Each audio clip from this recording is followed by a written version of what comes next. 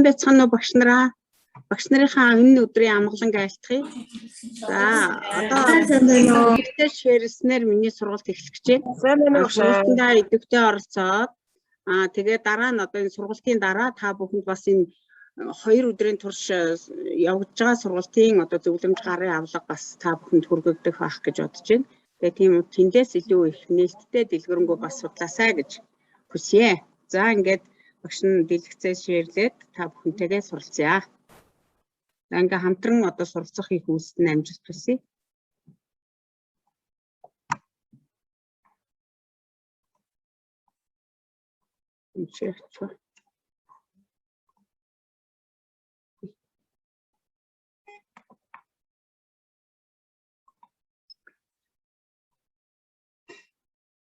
За материал шеэрлэгдсэн байна уу? Шеэрлэгдсэн байна шээ. За Эрдэнэ багш миний дуу хэр байна? Зүгээр үү? Дуу сайн байна багш, зүгээр байна. Та одоо пул скрин биш байвал зүгээр гэж тооцож асуулаа. Би өөрөө зүгээр байна. Пул скрин болгоорой багш презентацийн нэ. За. За ерөнхийдөө түрүүн одоо Монгол хатан багш бас сарн цэцэг мэрэгчлэн хэлсэн сургуулийн өмнөх боловсролын сургуулийн хөтөлбөрийн хэрэгжилтийг дэмжих арга зүй зөвлөмжийн одоо 2 дугаар хэсэг. Өөрөөр хэлбэл өнгөрсөн хичээлийн жилд бид нар тэлээ хичээлийн зөвлөмж гэдэг гарын авлагыг бид зөвлөмжийг одоо хэрэгжүүлээд зайнаас одоо сургалт үйл ажиллагаагаа зохион байгуулсан. Тэр одоо үргэлжлээд одоо манай одоо танхимын болоод зайн сургалтын одоо үйл ажиллагааг хэрэгжүүлж ажиллахад мөн зөвлөмж маань одоо илүү сайн дэлгэрэнгүй байх ёстой гэдэг утгаар энэ хичээлийн жилийн сургалтын үйл ажиллагаа эхэлж байгаа. За өнөөдөр одоо би та бүхэнтэй танхим ба зайн сургалт үйл ажиллагааны төлөвлөлт зохион байгуулалтын талаар товчхон одоо дурдсан ийм одоо үйл ажиллагаа явагдъя. За энэ явцдаа бид нар одоо нөгөө ерөнхийдөө бас удирдах ажилтнууд энэ удаагийн сургалтанд удирдах ажилтнууд багш нар маань одоо бүгд зэрэг оролцож байгаа. Тэгэхээр зэрэг цэцэрлэгийн одоо үйл ажиллагаанд ч тэр багш бүлгийнхээ үйл ажиллагаанд ч тэр дандаа одоо төлөвлөлт зохион байгуулалт менежментийн үйл ажиллагааг хэрэгжүүлж ажилладагтай байлаа. Бид нар энэ сургалтуудын одоо гол чиглэлийг одоо бариад хэлэх юм аа. За тэгэхээр 2021-с 2022 оны хичээлийн жилийн зорилтын талаар бас товч дурдах зүйтэй гэж бодож би та бүхэнд энэ слайд дээр харууллаа. Тэгэхээр бид манай одоо энэ хичээлийн жилийн гол зорилго нь юу юм бэ гэхээр хүүхдийн хөгжлийг дэмжих, суралцагчид тулгуурч буй бэрхшээлийг арилгах, амжилттай суралцсан бүх талын одоо хамтын ажиллагаа. Тэгээд одоо оролцоо энэ бүхнийг хангаж сургалтын одоо үйл ажиллагааг үр дүнтэй зохион байгуулна гэсэн зорилгын хүрээнд бид нар дараах одоо зорилтыг илүү чухалчилж харлаа. За нэгдүгээр зорилтод болохоор гинтийн одоо давагдчихгүй хүчин зүйлийн үед сургалтын байгууллага хичээл сургалтыг тасралтгүй үргэлжлүүлэн бэлэн байдлыг хангах, цахим хичээлийн сан болон идэвхтэй суралцах суралцагчийн бие даан ажиллах үйлийг дэмжсэн дасгал даалгаврын сан бүрдүүлж үр дүнтэй ашиглана гэсэн нэг ийм зорилт байгаа аахгүй. За 3 дугаар зорилт бол одоо бид бүхний явуулж байгаа арга зүйн одоо дэмжлэг рүү чиглэсэн. Өөрөөр хэлэх юм бол хүүхэд бүрийн онцлог ялгаатай хэрэгцээнд тулгуурлан сурах хөгжих үйлийг дэмжиж хичээл сургалтын үйл ажиллагаанд тэдний оролцоог тэгш хангах, хамтран суралцах соёлыг төлөвшүүлэх гэсэн ийм одоо зорилт хэрэгжинэ.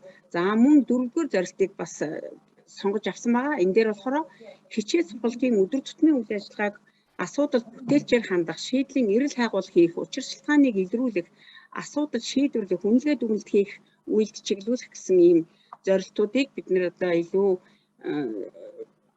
сургалт үйл ажиллагаа руугаа чиглүүлж ингэж ажиллах нь зүйтэй байхаа гэж бодож байна. За ингээд та бүхэнтэйгээ хамтраад нэг шинжилгээг хийж үзье гэж бодож байна. Тэгээд ерөнхийдөө нэг асуулт тавьсан тохиолдолд ганц 1-2 хүн өөрийнхөө санаа бодлыг товчхон ойлгомжтой бас микэ нээгээд тэгээд одоо хариулаад явах ийм боломж байгаа. Тэгээд тийм учраас асуултанд бас хариулаад ингээд харилцан идэвхтэй оролцсон гэдэгт итгэж байна.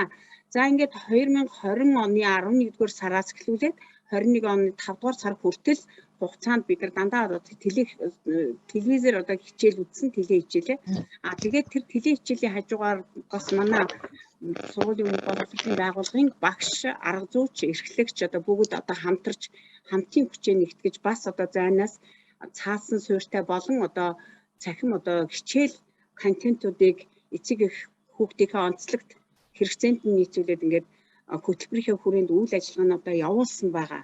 За тэгэхээр энэ хүрээнд бид нар хамгийн гол нь хүүхдийн хөгжлийн одоо ахиц өөрчлөлтийг илрүүлээд хосолсон одоо сургалтын хэлбэрээр энэ хичээлийн жилд бас яг ийм одоо төлөвлөлт байгаа учраас ерөнхийдөө бидний хүүхдийн хөгжлийн ахиц өөрчлөлтийг хэрхэн яаж илрүүлв, тэрэн дээр та бүхэн ямар одоо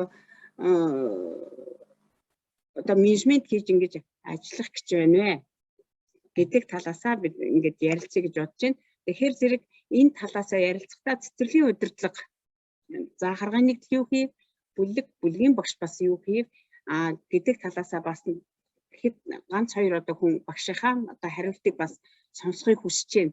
За мэдээж үйл ажиллагааны явцад бид нар төлөвлөгөө хийгээд төлөвлөлт хийдэг. За энэ одоо үйл ажиллагааг та бүхэнд ингэж харуулсан байгаа. Энэ доор нэг асуултыг бас та бүхэн чиглүүлсэн. Жишээлбэл багш нараа хүүхдээ яаж ямар аргаар үнэлж уншиж байна вэ? Арга зүйч та багштаа сургалтын ямар дэмжлэг үзүүлв? За эрхлэгч бол багш арга зүйч нартайгаа хэрхэн ажиллаж зөвлөн туслах үйл ажиллагаа хийж байна вэ гэдэг энэ талаасаа. За яагаад энийг асууж байгаа юм гэхээр манай сургуулийн өмнөх боловсролын тухай хуульд бол бид сургуулийн өмнөх боловсролын байгууллагын удирдах ажилтан нь багш одоо арга зүйч нартай мэргэжил арга зүйн дэмжлэг үзүүлэх харилцан бие биентэйгээ хамтарч одоо суралцах гэсэн ийм чиглэл байдаг. Тэр чиглэлийн хүрээнд та бүхнээс бас ингэж санаа бодлоо солилцохыг бас хүсье. За асуултанд хариулахад бол манай багш нар өөрийнхөө мэдих зүйлийг хариулж байгаа учраас зөв буруу гэдэг ийм одоо чиглэл ойлголт бол байхгүй. Тийм учраас харилцан санаа бодлоо солилцъя.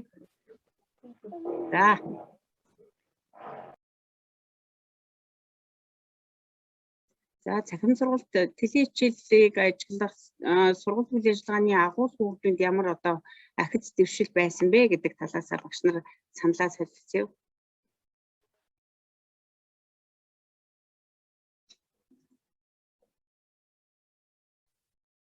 За хариулт өгөх багш байгаа юу? Яг одоо энэ сургалтын үед болоод бид нар нэр дуудахыг бас тийм оновчтой санаа биш гэж үзэж байгаа. Тийм учраас багш нар өөрсөндөө ямар ойлголттой байгаа зөвхөн хариулж болно.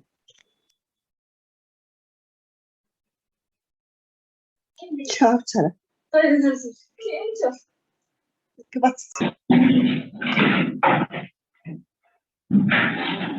За отон багш хариулт өгөх гэж байна. Энд мэдгдсэн учраас за өдрийн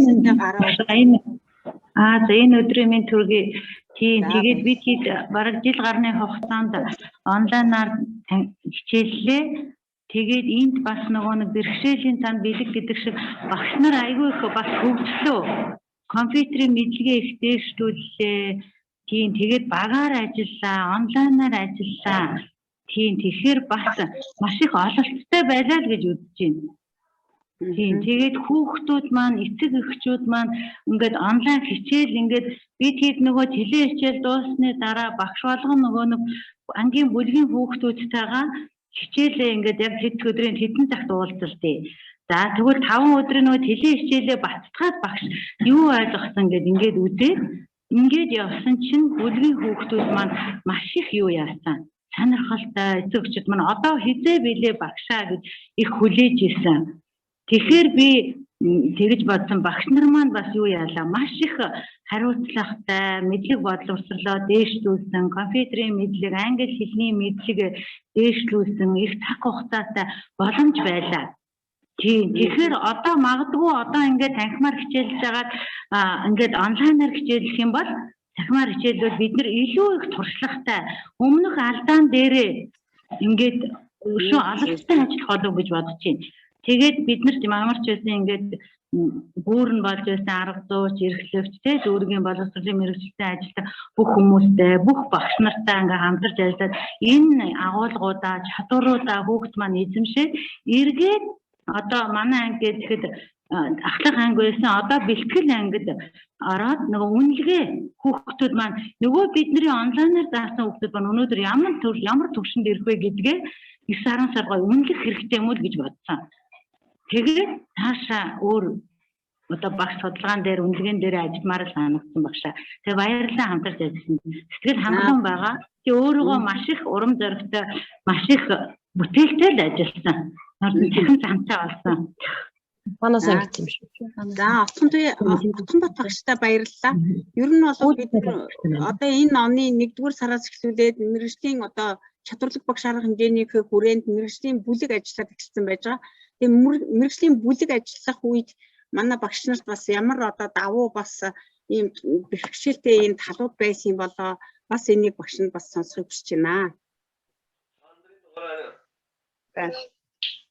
За Цэрэнжи багш саналаа хэлье гэж байна.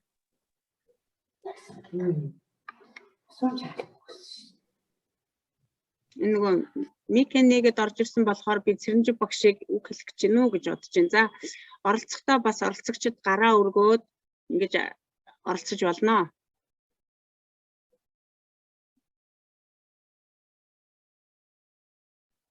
За өөр одоо санал дүгнэлтээ хэлэх хүн байна уу? За сайн байна уу? За Туул багш. Сайн байна агшаа. За бүх багш нартаа энэ өдрийн мэндийг хүргэе. За Говьсөнбөр аймгийн Шивээгөө сумын 3 дугаар цэцлэгийн арга зүйч Туул байна. За энэ хугацаанд энэ цахим сургалтын явцад багш нар бол маш сайн хөгжсөн. Мөн багш нарыг хөгжих үйл ажиллагааг цэцэрлэгийн удирдлагаас маш сайн зохион байгуулж багш нарыг интерактив сургалтын хэрэглэгт хүнхийх, бусад гих мэтчлэн олон төрлийн програм дээр ажиллахад нь сургалтын дэмжлэг үзүүлж сургалтанд хамруулсан. За багш нар маш өөрснөө хичээж ажиллаад багаар ажиллах чадвар нь илүү хөгжсөн гэж үзэж байгаа. Говьсөнбөр аймгийн хэмжээнд агуулгын хоцрогдлыг гаргахдаа бүх аймгийн ахлах дунд баг бүлгийн багш нар хамтран онлайнаар хамтран ажилласан. Энэ ингэж ажиллахдаа зөвхөн би өөрийнхөө бүлэгт биш. Манай бүлэгт бусад аймгийн бусад цэцэрлэгийн бэлтгэл бүлгийн багш нар бүгд хичээл сургалт зохион байгуулсан. Энэ нь бас сургалтын үйл ажиллагааг олон талаар харуулж байгаа. Сургалтын арга зүйгээс багш нар суралцлаа. Мөн эцэг эхчүүд тус манай аймгийн одоо тухайн бүлгийн багш нарын чадвартай танилцсан. За тэгээ энэ үйл ажиллагаанууд маш амжилттай болсон.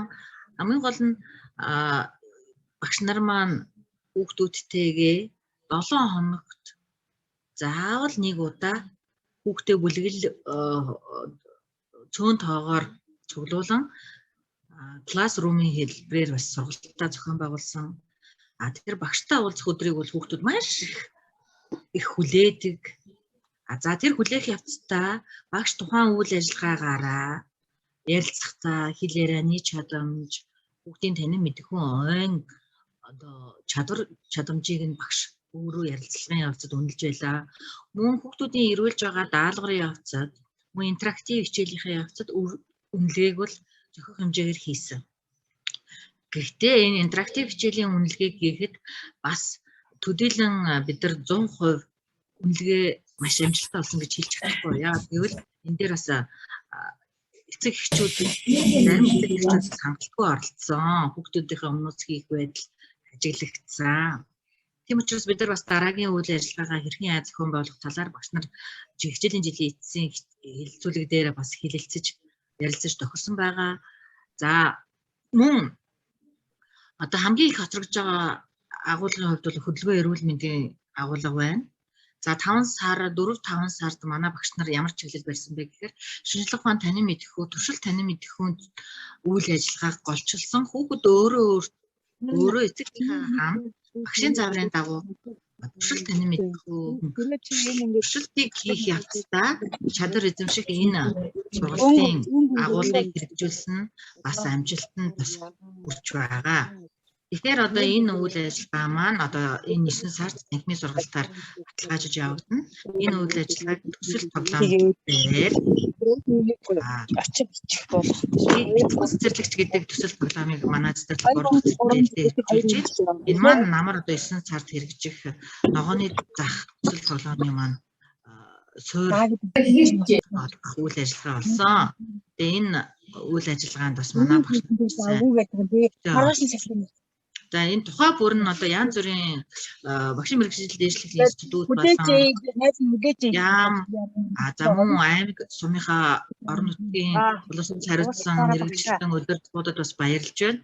Яагаад тэгэхээр багш нарыг тасархуу өгөх боломжийг олгож өгсөн албаа. Уучлаарай багшаа. Оюун сүрэн гэдэг оролцогч микрофон хаагаарай. Оюун сүрэн гэдэг оролцогч микрофон хаагаарай. Асуулгад оролцож идэвхтэй одоо өөрийнхөө туршлага хийсэн ажил үүдээсээ танилцуулсан суулагчтай маш их баярлалаа. Багш нарын маань энэ хилээд байгаа санаа та бидний цаашдаа одоо бас хосолсон сургалтын энэ хэлбэрээ одоо хэлбэрээр одоо ажиллахдаа зөвхөнтэй гэж ингэж үзэж байна. За ингээд дахиад одоо нэг багшийг дахиад сонсохыг хүсэж байна. За сайн байцгаана уу, бүгдэнд нь энэ өдрийн мэндийг хүргэе. За сонгон ярхан дүүргийн 107 дугаар цэцэрлэгийн арга зүйч оюун эрдэм байна. За миний хувьд бол одоо өнгөрсөн хичээлийн жилд ер нь бол одоо ингээд нөө нийслэлээс зохион байгуулагдсан зөвлөлдөх багийн ажил. За тэгээд үүгээрээ дамжуулаад нөгөө насны ангиллаар за сургалтын чиглэлүүдээр ер нь бол нөгөө хоорондоо ер нь багаар маш сайн хамтарч ажиллаад за дүүргийн хэмжээнд бас зөвлөлдөх баг ажиллаад зөвлөлдөх багаараа дамжуулаад ер нь цэцэрлэгүүд маш их мэдээллийг олж авсан гэж харж байгаа. За өөрийн цэцэрлэгийн ерөнхийдөө бол нөгөө заа гаргын нэгдлийн бол ажлаас авч үзвэл ерөнхийдөө бол өнгөрсөн хичээлийн жилд бол бид нар зайн сургалтаар хүүхдүүдэд теле хичээлээ үзээд за захин хичээлээ ингээд үзээд суралцаж байсан хүүхдүүд маань. За бид бүхэн багш нартайгаа одоо заа гаргын нэгдлэрээ яаж ажилласан юм бэ гэхээр ерөнхийдөө бол сургалтын 6 чиглэлээрээ за сургалтын 6 чиглэлээр теле хичээлээр одоо хүүхдүүд маань ямар агуулга эзэмшвэ. За түүнээсээ дамжуулаад бид нар тэрийг яг теле хичээлээс хүүхдүүдэд өгсөн эзэмшсэн тэр агуулгуудыг ерөнхийдөө нөгөө агуулгын төлөвлөгөөнд дээрээ тэмдэглээд явчихсан байгаа. За тэгээд түүнээсээ бид нар одоо теле хичээлээр хүүхдүүдэд маань яг сургалтын 6 чиглэлээрээ энэ агуулгуудыг эзэмшсэн юм байна. Одоо тэгвэл бид нар захим хичээлээрээ энэ агуулгуудыгаа энэ сардаа одоо хуваагаад яг ингээд хүүхдүүдэд дэмжлэг үзүүлээд захим хичээлээр дамжуулаад өгөө гэсэн ийм төлөвлөгөөтэй ажилласан байгаа. Тэгээд одоо яг хичээл сургуулийн бэлтгэл ажлын хүрээнд бол за өнгөрсөн хичээлийн жилд бол бид нар теле хичээлээр ийм агуулгыг өгсөн.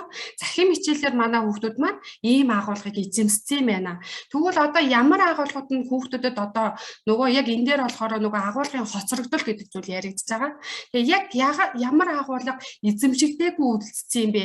Энэ агуулгуудыгаа одоо бид нар яаж өгөх вэ гэд тэгээд мөн энэ одоо хичээлийн жилд ажиллахдаа тэр үлдсэн хүүхдүүдэд эзэмшээгүй одоо нөгөө агуулгын хоцрогдолд орсон тэр чадваруудыг агуулгуудыг бид нар одоо яг эхний энэ 9 сардаа тийм ээ яг танхимаар явж байгаа энэ 9 сардаа 10 сардаа төлөвлөөд за тэгээд энэ нөхцөл байдлаас нөгөө хамаарад буцаад захим руу шилжүүл яах вэ гэдээ бас эрсдлээ тооцоод энийгээ нөгөө яг хуваагаад аваад үзсэн байж байгаа. Тэгэхээр ингэж явжхаар нөгөө багш нарт маань бид нар яг заа гаргын нэгдлээрээ харахаар багш нарт маань бас нөгөө системтэй айгүй амар юм болов гэж үзээд байгаа. Тэгэхгүй болохоор нөгөө хүүхдүүд маань одоо бид нар яг хүүхдүүдийнхаа нөхцөл байдлаа үнэлгээнд тулгуурлаж иж дараад нь одоо яг энэ ямар агуулгын хувьд хүүхдүүд маань хоцрогдолтой байгаа юм бэ? Ямар агуулгын хувьд хүүхдүүд маань одоо энэ агуулгыг бол эзэмшчихсэн байгаа юм бэ гэдэг зүйл дээр авч үзэж байгаа. Тэгээд ингээд яг агуулгын төлөвлөгөөгөө урьдчилж хараад энийгээ төлөвлөөд яг энэ үйл ажиллагаанд тусгаад ажиллахаар ер нь бол бас илүү үр дүнтэй багш нарт маань илүү ойлгомжтой юм болов гэж бодож байна да. Баярлалаа. За хоёрт багштай баярлалаа. Одоо нэг эрхлэгчийг бас саналын сонсхийг хүсэж байна. Ягаад гэвэл эрхлэгч маань бас яг энэ талаар мэрэгжлийн бүлгийг одоо удирдаад мэрэгжлийн бүлэг дотор орж ингэж ажилласан байгаа. Тэгээд тийм учраас нэг эрхлэгчийн бас саналыг сонсъё Цөмөр.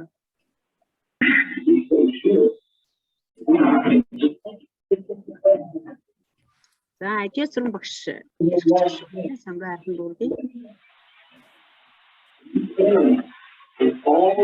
За бүгдээр нэг өдрийн мэндийг хүргье. За өнөөдөр бид баярлалаа. Бүгд шинэ хичээлийн жилдээ сургалтаа одоо танхим буюу захимаар хослолон сургалтын арга зүй сургалтаар бид өдрөнд судраад байна.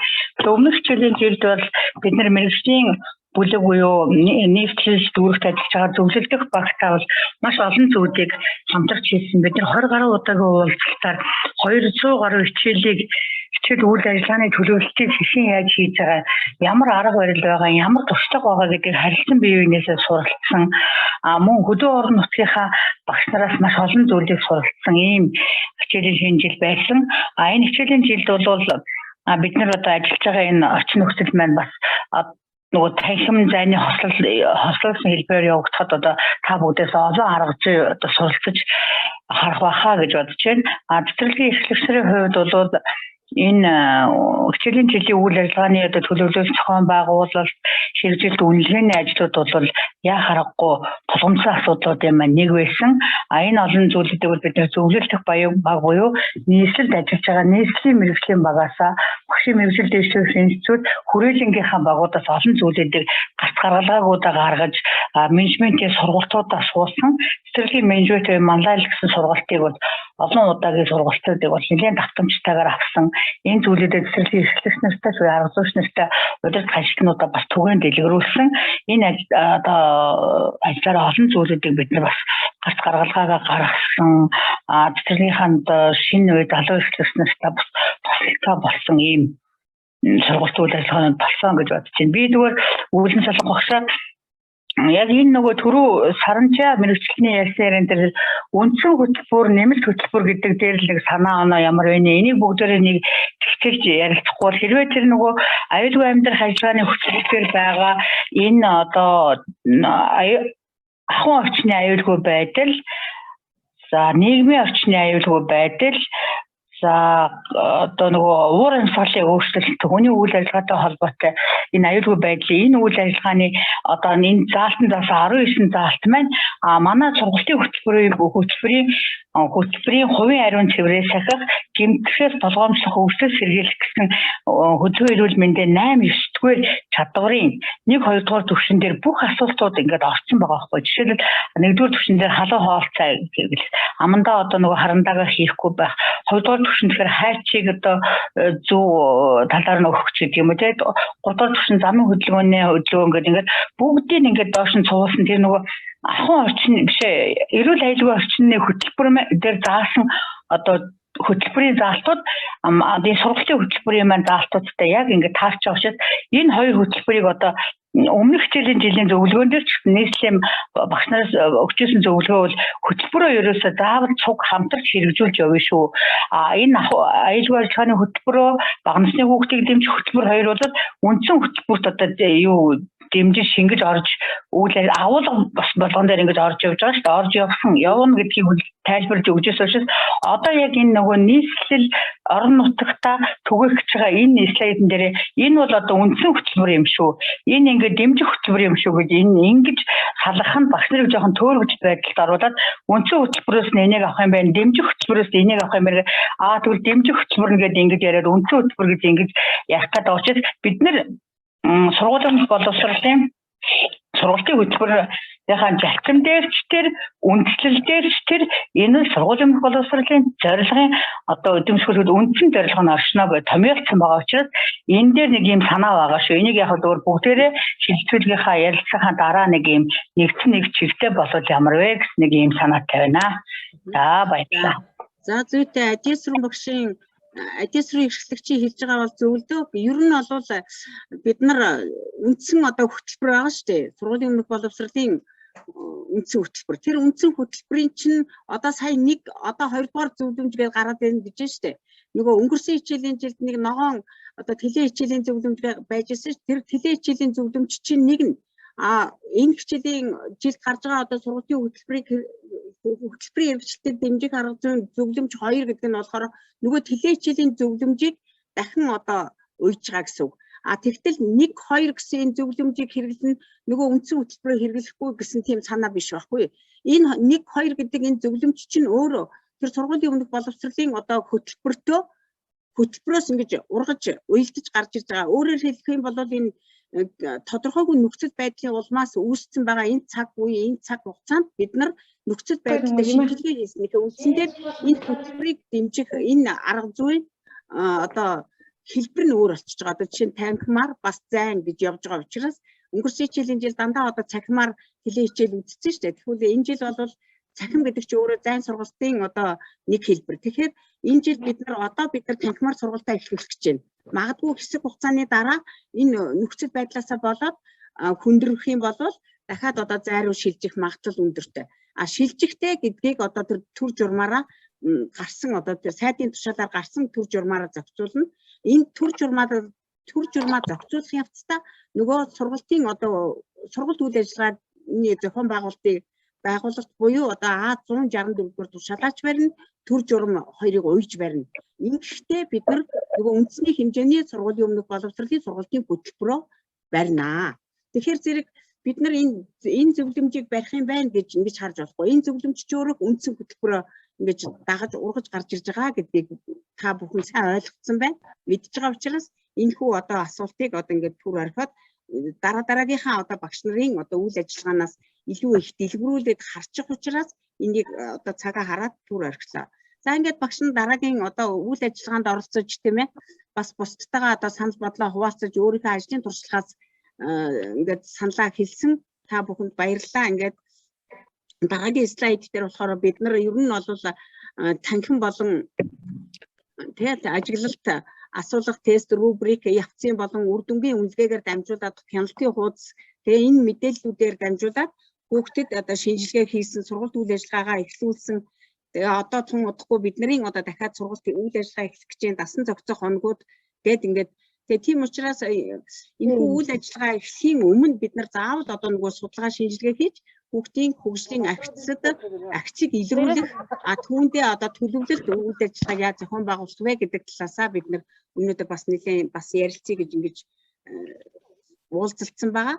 За ингээд энэхүү үйл ажиллагааны өмнө би та бүхэнд танхим болон зайн сургалтын онцлогийг бас харуулъя. Түрүүн Монгол Хатан багш бол та бүхэнд танилцуулж байсан. Энэ удаа бол бид нар сургалт үйл ажиллагаагаа чиглэсэн энэ онцлогийг ярих гэж байна. Жишээлбэл бид нар сургалт үйл ажиллагааныхаа ерөнхий манай сургалтын хөтөлбөрийн агуулга бол бүрэн эзэмшүүлэх гэдгийг танхимаар үздэг байсан.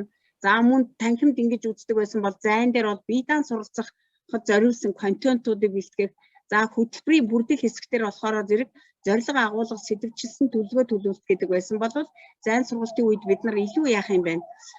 Контент, програм, платформ, аппликейшн ашиглаад теле хичээл, интерактив хичээлүүд тэгээд сонсох ном марчаахаа буюу подкастуудыг тийм ээ сүүгцэн сургуулийн багш нарын подкастууд байгаа. Дээрээс нь бага насны хүүхдийн цог цогцлын контент сторикуудыг ашиглаж ийм зайн сургалтандаа хэрэгжүүлж ингэж ажилласаа гэж ингэж хүсэж байгаа. За интерактив 6 хичээл гэдэг бол манай сургуулийн өмнөх бол манай БМД-гийн одоо шинэ багш Нарантья багш хоёрын одоо оролцсон ийм одоо 6 контент одоо хичээлүүд байж байгаа. За тэгэхээр эдгээрийг бүгдийг бид нар нөгөө сайт юмдаа байршуулчихсан байгаа учраас тэрлүү орж бас суралцах тийм боломжтой. За дараа нь харилцааны орчин ямар байх юм бэ гэхээр оролцогчид анги заал лаборатори зэрэгт зөвхөн нүрээ харж танхимд суралцдаг байсан бол зайн сургалтын үед бол интернетэд суурилсан виртуал орчинд зайнаас болоод программын тусламжтайгаар дүрсээ харж ингэж одоо харилцдаг. Тэгээ тийм учраас манай багш нар өнгөрсөн хичээлийн жилийн одоо 11-р сараас эхлээд бид нар цахим одоо сургалт теле хичээлийн одоо хичээлийг зохион байгуулсан шүү дээ. Тэгэхээр зэрэг тэр үеэс эхлүүлээд тэр теле хичээлийг үзэх явцдаа багш нар маань дандаа виртуал орчинд хүүхдүүдтэйгээ харилцаж ингэж сургалт үйл ажиллагаагаа зохион байгуулсан байгаа. Тэргүй л хамт олон хүртэл хоорондоо дандаа виртуал орчинд ингэж хамтарч үйл ажиллагаагаа зохион байгуулж байсан.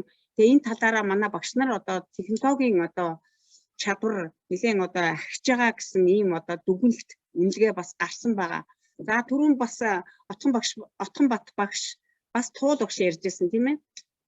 Өөрөөр хэлэх юм бол нөгөө хүүхдийн хөдөлгөөн эрүүл мэндийн асуудалд жоохон ингээд үнэлгээгээр одоо сул гарсан гэж.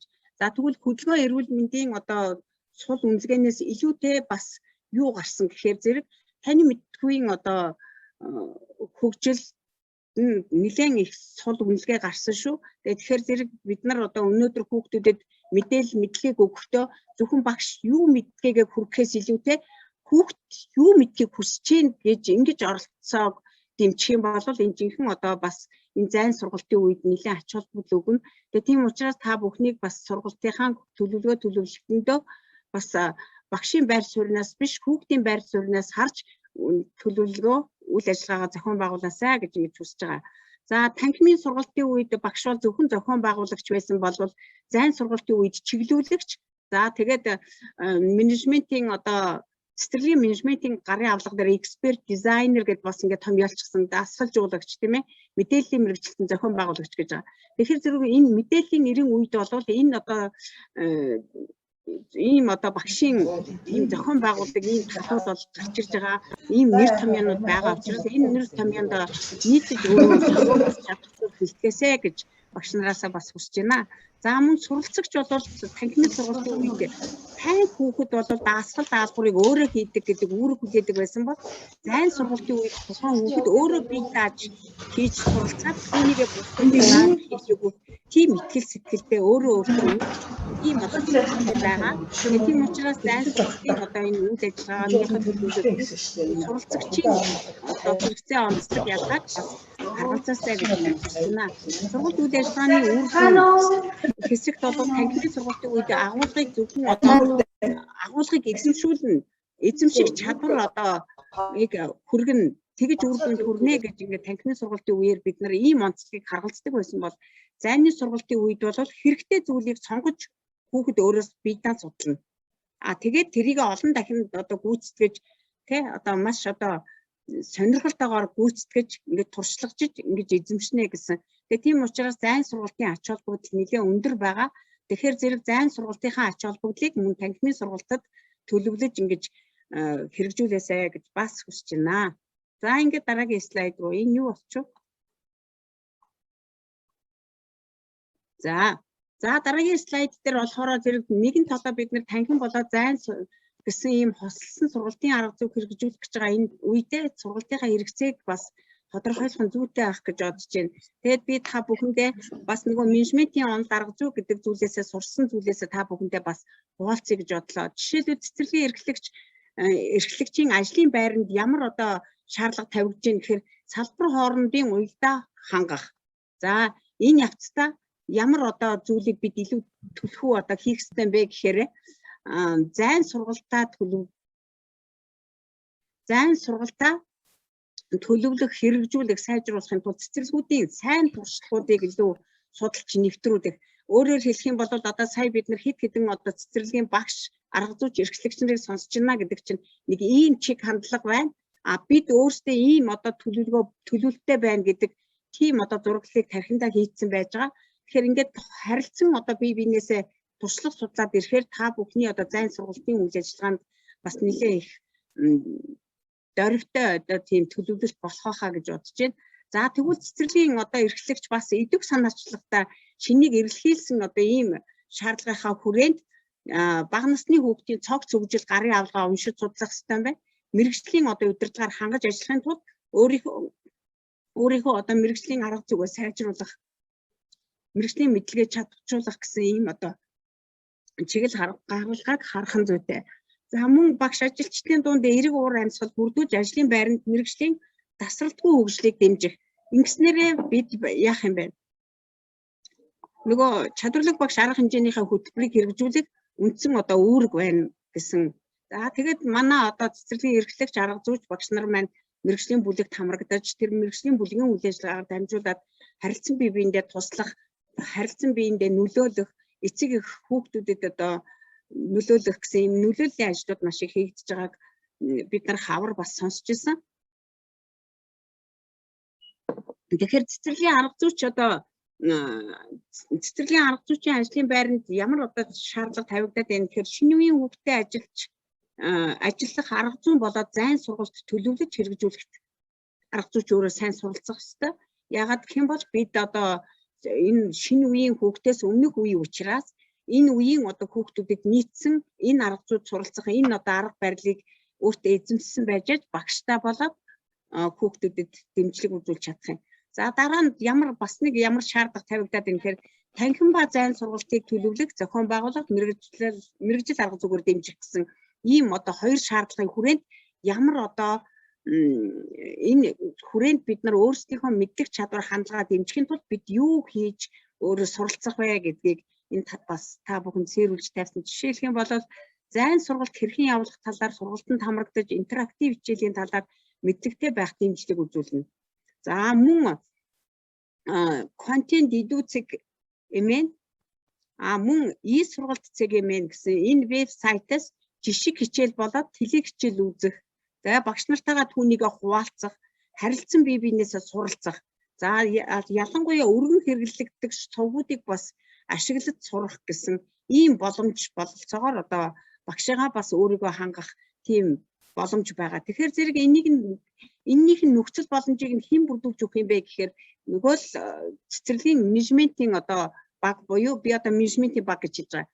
Цэцэрлэгийн эрхлэгч арга зүйч тэгээд нягтлан эмч гэсэн энэ менежментийн баг гэж хэлчихлээ.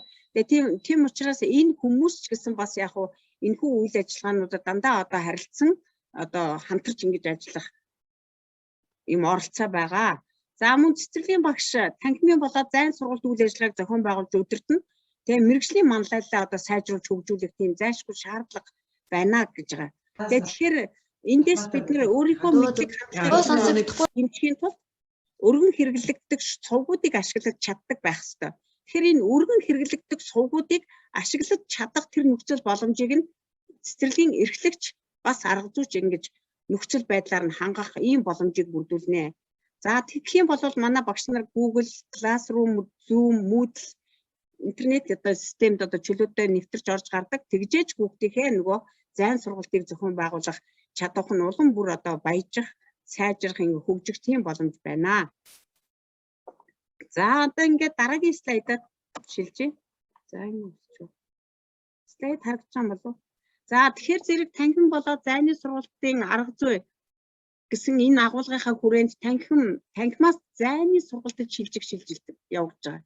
Тэгэхээр зайн одоо магадгүй одоо өнөөдөр бол 9 дугаар сарын 1-нд бид нар танхим хичээлээ эхлүүлнэ. Тэгээ нөхцөл байдлын улмаас бид нар зайнд шилжих шилжихийг бол тухайн одоо хугацаа биднэрт илэрхийлнэ. Тийм учраас хэрвээ зайн сургалтад шилжихэд хэн ямар оролцоотой байх вэ гэдэг талаасаа цөмөрөө бас ярилцахыг хүсэж байна. За хүүхдээ хэрхэн үнэлэх вэ? Үнэлэх ямар арга байдаг вэ? За ямар арга байж гин? За энд би жишээ тавьсан байгаа. Жишээлбэл асуулга, сорил авах, ярилцлагын аргуудыг би энд сонгосон байна. За энэ үед болвол эцэг эх хүүхдэд чиглэсэн ийм асуулгуудыг өгч болж байна. За жишээлх юм бол таны хүүхэд өөрт тохирсон цагийн хуваарийг мөрддгөө, хэрэгэлсэн номоо буцааж байранд нь тавьдгөө, тогтмол цагт уншиж хэвссэн үү? Гэх мэтчлэн ийм асуулга сорилын одоо хувилбаруудыг манай багш арга зүйч нар маш сайн одоо боловсруулдаг. Би энд зүгээр жишээ татж байгаа. За хэрвээ энэ чиглэлээр бидний хүүхдийг үнэлэх юм бол бид нар нөгөө одоо нөгөө сургалтын хөтөлбөрт дэмжлэг үзүүлэх гэсэн энэ арга зүйн одоо хөтөлбөртөө бид нар юугаар заасан байгаа гэхээр нөгөө рубрик үнэлгээгээр хяналтын хуудасаар багшийн өөрийн үнэлгээгээр гэсэн ийм одоо үнэлгээнүүдээр дамжуулж явцсан болоод өдөргийн үнэлгээ хийнэ гэдэг ингээд заасан байж байгаа. За тэгвэл энэтэй холбогдуулаад бид нар ямар дүрс зураг байгааг ажиглаж хэлнэ үү гэсэн жишээ татъя л да. За энэ хүү зургийг ажиглаж байгаа. За тэгвэл хоёрдугаар одоо энэ дээр чи хүүхдүүд ингээ ярилцсан шүү дээ. За одны зураг байна, сарны зураг байна, 5 ушуу байна. Биш энэ чи од гэдэг 5 ушууг од гэдэг энэ бас од байна гэдэг ингээд хүүхдүүд янз янзаар ярилцсан. За дээр нь тодруулсан 3 дүрсийг доорх дүрсүүд дотроос ялгаж олж чадах уу гэд ингээд асуухаар хүүхдүүд яах нь ялгах нь байна. За гэх мэтчлэнгээр ингээд хүүхдийг үнэлэх одоо ийм үнэлгээний одоо асуулгынхаа хүрээнд бид нар үйл ажиллагаагаа зохион байгуулнаа. За магадгүй одоо нөгөө танхимын сургалтын үйл ажиллагааны явцад одоо шилжилтэнд хүрлээ гэх юм бол энэ үйл ажиллагаагаа бид нар зохион байгууллаа гэж үзэхэд бүлгийн нэг хүүхэд өвдлөө гэж үзэхэд зайн сургалтанд тэр тухайн бүлэг л одоо шилжин гэсэн үг. Зайн сургалтанд тухайн бүлэг шилжин. За бүлэг бүр нөгөө классрум анги нээгээд 7 хоногт нэг удаа нүүр тулж уулзаж болно. Тэгэхээр өдөр бүр ингээ уулзаад ах шаардлагагүй гэсэн. 7 хоногт нэг удаа. За тэгвэл зайн сургалтын төлөвлөгөөгөө хийн. За гих мэтчлэнгээр ингээд ажлын төлөвлөлтүүдээ хийх тийм боломж байна. За зарим үед бол одоо нэг л удаа нүүр тулаад бусад үед дандаа эцэг хэрэгтэй шүү дээ. Тэгвэл эцэг ихтэй харилцах явдлаа эцэг эхчүүдэд даалгавар өгч юм уу гэхгүй шүү дээ. Насаа сухаад тэгээд тэр даалгаврын хариуг авч цаагаад яах юм бэ? Хүүхдийн хийж үнэлгээ дүгнэлтөж хүүхдийн тухай одоо хөгжлийн агцыг одоо илрүүлэх шинжилгээ хийх дахин одоо сургалтын хөтөлбөр төлөвлөгөөндөө нэмэлт сайжруулалт хийх гэсэн ийм одоо үйл ажиллагаануудыг зохион байгуулах боломжтой. За дараа нь бас халдвар төвчнөөс урьдчилан сэргийлэхийн тулд гараа байнга угаах эцэг эхчүүдтэй зөвлөөрэй гэсэн одоо ийм дасгалыг сонгож авлаа гэж бодох юм бол одоо энэ бол нөгөө эцэг эхчүүдэд зориулсан гарын авлага гэдэг нэг улаан ном нодны хавар гарсан да. Тэр номоо одоо хэрэгжүүлж ажиллахын тулд зайн сургалтандаа энэ ном гарын авлагын доторх жишээ кейсүүдийг бас ашиглах тийм боломжтой гэдэг талаас харуулж байгаа. За тийм учраас ерөнхийдөө бид нар зайн сургалтанд шилжлээ гэж бодоход ерөөсө танхимд хэрэгэлдэг аргуудаасаа зайн сургалт руугаа аль нь илүү оновчтой вэ гэдгийг сонгож хоорондоо дандаа ярилцаж ингэж шилжүүлж ингэж хэрэглэх зүйтэй гэж үз харагдаж байна. За одоо би та бүхэнтэй бас түрүүн бид нар хэрхэн үнэлэх вэ, үнэлгээг ямар журмаар зохион байгуулж болох вэ гэдэг тал дээрээ бид нар жишээ кейстэй ярьсан бол одоо хэрхэн төлөвлөх вэ? За төлөвлөх явцад танхим ба зайн сургалтын явцад хэрэгжүүлэх арга зам нь юу вэ? За тэгвэл энэ явцад эрхлэгч юун дээр илүү анхаарах вэ? Арга зүйч юун дээр нь анхаарах юм, багш юун дээр анхаарах юм гэдэг ийм асуулт тавья өөртөө. За дараагийнх нь за хэрхэн хэрэгжүүлэх вэ? За танхим болоод зайн сургалтын явцад хэрэгжүүлэх арга замаа тодорхойлно. Тэгээд мөн өдөө эрхлэгч багш арга зүйч хэрхэн яаж хийх вэ? За одоо яаж сайжруулах юм? Тулгамдж байгаа асуудалтай арга замаа тодорхойлно. За ингэж энэ арга замыг тодорхойлох энэ шийдлийг гаргацсан тохиолдолд дахин одоо сайжруулах буюу төлөвлөлтийг хийж ингэж өөрөөр хэлэх юм бол нэг талдаа бид нар нөгөө сургалтын хөтөлбөрийн менежментийн цикл гэдэг дээрээ одоо нөгөө эргэх холбоотой ажил гэж ярьдаг шүү дээ. За энэ явцдаа технологийн одоо сайжруулалтыг яаж хийх юм бэ гэдгийг энд ярихыг чиглүүлэхийг зорж байгаа. Тэгэхээр энэ одоо слайд дээр байгаа зүйлүүд дээр бас эрхлэгч нараасаа, багш нараасаа, арга зүйч нараасаа санаа хэлээсэй гэж ингэж бас хүсэж байна. За одоо түрүүчийн санаа шиг яг яаж ажиллаваа гэдгийг бас нэг бусдтайгаа санаа бодлоо хуваалцаач гэж хүсэж байна. Нэг хүний санаанаас олон хүний санаа илүү их дэвшилтэд арга зам болно. Тэгээ тэр утгаараа энэ слайдыг та бүхэн зориуллаа.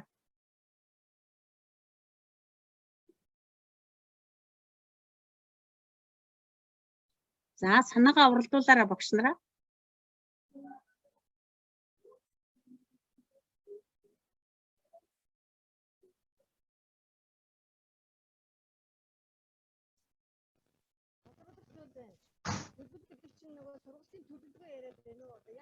За саналаа хэлээрэй багш нараа.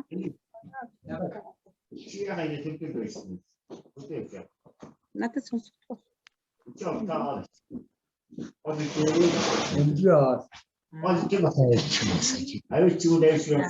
За саналаа хоорондоо солилцох тийм багш нараас байна уу? Эрхлэгч арга зүйч нараас?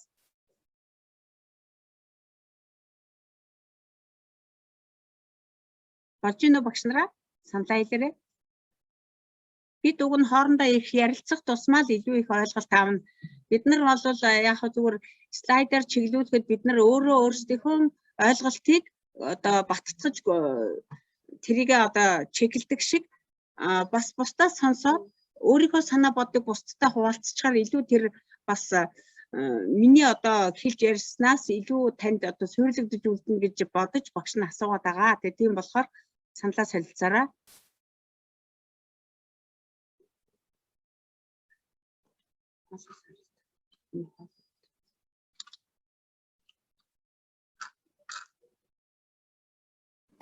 За. Сайн байна уу багш нараа? Би нэг өөрийн сайн байна уу? Цэнхүү багш байна. Өөрийн саналаа хэлье гэж бодсон. Одоо яг энэ 103 дугаар цэцэрлэгийн арга зүйч багш. Яг бүтэн жилийн хугацаанд бид нар ингээ яг цахимаар явж байгаа нөхцөлийн байдлаа өнөөдөр үнэлээд үзэхэд ер нь манай багш нар бол хөгжсөн гэдэг нь угаасаа тодорхой байгаа. Одоо энэ хөгжлөөсөө илүү цаашаа даваад явахдаа яах вэ? Юун дээр анхаарах вэ гэдгээ яг одоо энэ хичээлийн жилийнхаа эхэнд бүх багш нартайгаа эсвэл нэг бүлэг багууд ажиллаж байгаа шүү дээ цэцэрлэг дээр. Нөгөө ах дунд баг бэлтгэл яг багаараа мониторинг хийгээд өмнөх жилийнхаа жилийн сургалтын хөтөлбөр үйл ажиллагаандаа дүгнэлт хийгээд ахаад цаашаа явуул ер нь илүү зөвхөнтэй юм болов уу? Наривчилсан сургалтын хөтөлбөрөө цахим, танхим гэсэн хоёр хэлбэрээр ер нь хийж хэрэгжүүлэх болох юм болов уу гэсэн бодолтой сууж байна л да. Тэгнэлтэй. Тэгээ танхимд хэрэгжүүлж байх явцад магадгүй одоо зайн хэлбэр рүү шилжих юм бол тэр одоо тэрлүү яаж одоо шилжүүлэх тийм хувилбар одоо менежментгээл бид нар хийх гэж байна л гэсэн санаа байхгүй юу? Одоо ингээд бид нар одоо дасан зохицох хугацаа гэдэг нэг 14 хоног байдаг шүү дээ. Тэр хугацаанд чинь жишээлбэл би өөрийнхөө нэг санал хэлье л да. Жишээлбэл тэр үед одоо танхимд хүрээд ирсэн хүүхдүүд чинь жоохон гайхсан маш урт хугацаагаар хол байдсан шүү дээ. Одоо тэг гэртээ тэгээд дандаа телевизээр хичээл үзсэн. За яг энэ үед нөгөө жоохон гайхсан, бас айсан, жоохон сэтгэл зовсон, өөрөөр хэлэх юм бол гэрвших гэж ярьдаг тийм ээ. Ийм гэрвссэн байдалтай хүүхдүүд бас багш ажилчид ингээд бид нар өөрсдөө ч гэсэн тийм байдалтай ингээд цуглараад байгаа шүү дээ. Тэгэхээр зэрэг энэ үедээ бид нар магадгүй одоо хүүхэд тийм байгаа үед эхний 7 хоногт нь тэр гэрвшээд байгаа, тэр айсан, тэр зүйлүүдийг одоо арилгах тийм сэтгэл зүйн тийм нөлөөллийн одоо ажлуудыг эцэг их багштайгаа хамтраад энэ хиймээр байгаа байхгүй. Тэгээд тэрний дараа 7 хоногоос нэхлүүлээд яах юм? Нөгөө хүүхдийнхээ хөгжлийн одоо архи өөрчлөлтөд шинжилгээ хийгээд тэрийг илрүүлэх явцдаа бид нар төлөвлөлтөө хийнэ. Яг одоо бидний одоо хуучин уламжлалт бол бид нар төлөвлөгөө хийчихэд шууд хүүхд дээрээ үг ордог байсан тийм. Одоо бол төлөвлөгөө хийхгүй. Ягдгүй тухайн хүүхдийн хөгжлийн акц ямар байна? Одоо давуу тал хоцрогдоод байгаа мó? Одоо бид нар хоцрогдол гэж нэг яриад байна шүү дээ. Одоо энэ хоцрогдол гэдэг үг бол яг зүгээр энэ бол үг гэдэг талаасаа бол жоохон тийм л дээ. Одоо яг тэр үг гэдэг талаас нь бид нэг тайлбарлая л да. Одоо цивил багшийн тал дээр ингэж бичсэн байна. Хоцрол гэдэг бол хоцрох үеийн нэр. За хоцрогдох гэдэг бол хоцрох үйлүүдийн хэв шинж буюу орхигдох, хаягдах, сүулдэх гэж байгаа. Тэгэхээр зэрэг би энэ үгийн утганд дотроос энэ үгийн утгыг ингээ харах юм бол нэг тийм дурлаж хэрэглээд байх үг биш юм болов уу гэж би бодоод байгаа л да. Тэгэхээр зэрэг хоцрогдох гэхээс илүүтэй хүүхдийн хөгжлийн одоо акцийг илрүүлсэн одоо хөгжилт нь зохицох агуулгыг төлөвлөж одоо өгье гэсэн тийм одоо агуулгаар багш нар маань бас ярьдаг байгаасаа гэж би бас хүсэж байгаа. Яг нь ерөнхий нэг төр журам болоод бичиг эргэцүүн одоо нөхцөл байдалтай уялдаж гарч байгаа эргэцүүн баримт бичгүүдэд бол хоцрогдлгээд орж байгаа байж магадгүй. Тэгээ тэрэн дээр бид нар бол бас нөгөө хүнд хүрэлцэх гэдэг утгаараа үгэндээ бас анализ хийж ярьж ивэл зүгээр юм шиг санагдаж байгаа учраас би саналаа хэллээ. За ингээд энэ мэтчлэн цаашаа 3-4 За багш нарыг сонсъё. Сая одоо тэр цэвхүү багшийн санал бас их зүйтэй санал гарч ирээд тэгээд тэгж бодож гэн ингэж хийнэ гэж төлөвлөж гэн гэдэг чинь бас ерөнхий хар зураг гаргацсан байна л гэсэн санаа байна гэсэн. За дараагийн бас сайн байцгаана уу? Хоройрын арга зүйч Баярмаа байна. Би нэг өөрийнхөө санааг хэлье гэд бодлоо. Баярмаа арга зүйч. За манай багш нар бид хэд ярилцаад ер нь ямар шийдэлд хүрсэн бэ? Өнгөрсөн жилийн хичээлээс ямар давуу талтай байваа? Биднэрт ямар хүндрэл бэрхшээл учраа гэдгийг тодорхойлсон. Тэгтэл бид тэр дөнгөж захим хичээл эхэлж байхад манай багш нарын ерөөсө 4 багш, 22 багш, бүлгийн багш маань 4 багш нь захим сургалтын талаар одоо Google Meet хичээл яаж явуулах уу? Zoom-ыг ашиглаж яаж хичээл явуулах гэдэг анхны шатны мэдлэгтэй байсан бол өнгөрсөн жил захимаар явуулснараа манай 22 бүлгийн багш нар бол ер нь өөрийнхөө шатанд ямар ч байсан захим хичээлийг бэлтгэж чадвартай боллоо. За үүнээс гадна бидний давуу тал юу байсан бэ гэхээр бид нар ерөөсөө манай цэцэрлэг 3 сарын 1-ээс 5 сарын 7 хүртэл юу яасан? Сургалтынхаа агуулгаар гарын авалгаа хийгээд гарын авалга дээр төшөглөө шууд захим хичээлээ явуулах нь илүү үр дүнтэй мэн. Ягаад гэвэл түрүүлээд сарынхаа агуулгыг сонгоод гарын авалгаа хийгээ явуулчихад эцэг ихэд гарын авалганд байгаа тохиолдолд багш хичээлээ орохоор шууд гарын авалга дээр ажиллах, хүүхэд ямар жишээн дээр ямар үйл хийх юм, бие дааж ямар үйл хийх юм, яг гэртээ ямар үйл хийх юм гэдгээ нөгөө нэг гарын авалга дээр өгсөн учраас бидний хичээлийн үр дүнг сайжруулахад илүү төхөн болсон. За хоёрдугаарт нь одоо яаж та танхимын хичээлээ эхлүүлэхэд юун дээр анхаарах гад байна вэ гэж асуувал би ингэж хэлэх гээд байна. Хамгийн түрүүнд бидгээд одоо хүүхдээ үнэлэхдээ одоо ингээд нотлон өнгөрсөн хичээлийн жилиг ажиглаж байхад бэлтгэл ангийн хүүхдүүд бол ер нь суух чадвар, хүнийг сонсох чадвар, асуултанд хариулах чадвар сайн байсан бол одоо ингээд захим хичээлийг явуулаад байхаар ингээд ажиглаад ингээд хөндлөнгөөс хичээлд нь ажиглаад байхаар ерөөсөө л багштайгаа ярих гэдэг ингээд өрсөлдөд ах юм. Багшаа тэгсэн энд бэ тэгсэн ингээд ямар ч тухайн хичээлд хамааралгүй юм яриад байгаа байхгүй юу. Жишээ нь манай ээж надад ийм тоглоом авч өгсөн, би ийм гоё хувцас өмсөн, эсвэл би ийшээ явсан гэд зөвхөн л тэр багштайгаа л харьцах гэдэг болохоос яг багшийн асуултыг нөгөө ойлгоод хариулах гэдэг юм айгүй хоцрогдчихсэн бай. Хоцрогдсон, ажиглагдсан, дээрээс нь ерөөсөө яг танхимд ороод ирээд ингээд 10 дугаар сард бид нар нээлттэй хичээл үйл ажиллагаа явуулаад ирсэн чинь өмнө нь танхимаар сурж байсан хүүхдүүдээс юугаараа хоцрогдолтой байсан бэ гэхээр ерөөсөө суух чадвар алга. Энэ бие даалгах гүйцэх чадвар нь айгүй сул. Тэгээд дээрэс нь асуултыг ойлгоод хариулна гэдэг нь бас сул байсан учраас би тэгэхэд одоо хамгийн түрүүнд яах чинь гэхээр хүүхдүүдэд хүлээж аваад шинэ юм заахаас илүү тэр хүүхдүүдийг ингэж багш одоо ингээд тодорхой хэмжээний одоо жил хагас гэдэг бол 3 настай хүүхд чинь тухайн үед явж байсан хүүхд чинь бараг 2 жилд нь ороогүй шууд ингээд 4 нас руу ороод ирж байгаа байхгүй юу. Тэгтэл энэ хооронд чинь багшаагаа мартсан байна. Зарим хүүхдүүд ангийнхаа хүүхдүүдийг мартсан байна. Цэцэрлэгийн орчинд ямар дүрм журм баримтлагаа нөгөө мартсан байна. Тэгвэл бид нар яг ханхны 7 хоногт ерөөсөө тэн дээр нь ингэж төлхөө ажиллая. Хүнийг ингээ одоо айгүйх айцтай байна. Одоо коронавирус чууд би яана. Ерөөсөө л маска зүүх ёстой байна гэд. Одоо нэмэр 2 настай хүүхдүүд масктаа ингээ маскаа авахар бараг нөө гэж уурлаад байна шүү дээ. Тэгэхээр зэрэг бид нар хамгийн гол нь энэ тал дээр нь төлхөө ажиллаад эхлээд тэр хүүхдүүдийн тайвшруулалтын байдалд оруулаад тэгээд дасгасныхаа дараа сургалтынхаа агуулгаар орё л гэсэн юм гол нь энэ дээрээ суйрлаж ажиллая гэсэн л төлөвлөгөөтэй байгаа бидгэд. Яа зүг байна. Баярмаа өгшийн санаа бас их зүг байна шүү. Ер нь бол яг хүүхдүүд ийм байдалтай болцсон байгаа байхгүй маш чөлөөтэй. Тэгээд тэр чөлөөтэй байгаа мөртлөө системтэй яаж гинүү ярьж чадахгүй болсон байна. Системтэй хүнийг сонсож сурахгүй болсон байна. Бас одоо ингээ сууд сурна гэдэг чинь айгүй бас чухал нэг чадруудын нэг. Тэрнээс биш суулгаж сурах гэж гээд бид нар байнга суулгадаг асуудал бол биш байхгүй юу. Тэгээ тийм учраас нэг зөвхөн хүүхдийг дандаа суулгадаг гэдэг асуудалд би бас жоохон тийм таата бас ханддаггүй. Тэгээд сууд сурна гэдэг чинь бас л тэр тухайн хүүхдэд бас нэг хэрэгтэй л тийм чадвар чанар байх хэвээр. Ингээд Баярмаа өгчд бас талархаж байна. За дахиад нэг эрхлэгчийг баярлалаа. За нэг эрхлэгч хэлэх үү? Ярих уу? Сайн байцгаана уу? За баярлалаа. Сонгоохын дүүгийн 110 дугаар цэцэрлэгийн эрхлэгч байна. За ингээд сургалтанд оролцож байгаа нийт одоо багш нартаа энэ хичээлийн жилийн мэндийг хүргэе. За тэгээ өнгөрсөн жил хичээлийн жил маань одоо бид бүхэн бол захим орчинд суралцах. За тэгээд хүн бүрийн одоо чадвар одоо маш их агсан ийм одоо их үр дүнтэй жил байсан. Тэгээд энэ хичээлийн жилд одоо магадгүй одоо захим буюу танхимын хичээл маань хослон одоо хичээллэг учраас бүх байдалд одоо бид нар бэлэн байх хэрэгтэй байна гэдэг зүйлийг бид нар маш их сайн анхаарч байна.